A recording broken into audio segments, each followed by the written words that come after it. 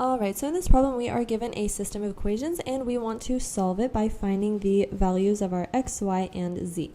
So when we are given a system of equations with three expressions, we want to pick one of the expressions. Let's say we pick the third expression here, and we see what makes up this expression. In this case, we have a z plus x. Now we'll take a look at our first two expressions and see how we can isolate these two values to plug them into our third expression. So in our first expression, we are going to isolate the x, and in our second expression, we are going to isolate the z. And once we do so, we are going to plug them into our third expression. So in our first one, we are going to isolate the x. So we have x equals 5 minus y. And in our second expression, when we have to isolate the z, we have 4 minus y. Alright, now we're going to take a look at our third expression and plug the z and x values in. So instead of z, we are going to write 4 minus y. And instead of x, we are going to write 5 plus 5 minus y. And all this equals 3.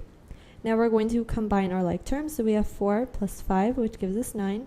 And we have negative y and negative y, which gives us a negative 2y equals 3.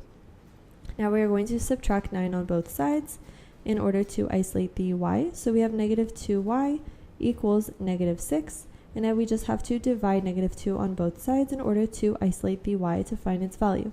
So we have y equals negative 6 divided by negative 2, which gives us a positive 3 because a negative and a negative divided by a negative gives us a positive. Alright, so now we have the value of y. And now we just have to plug them into our first two isolated expressions. So we have x equals 5 minus y, which is our 3. And so 5 minus 3 gives us 2. So that's the value of x. And now to find the value of z, we have z equals 4 minus y, which is 3. And so 4 minus 3 gives us 1. Alright, so the value of our x, y, and z. So we have x, which is 2, y, which is 3, and z, which is 1.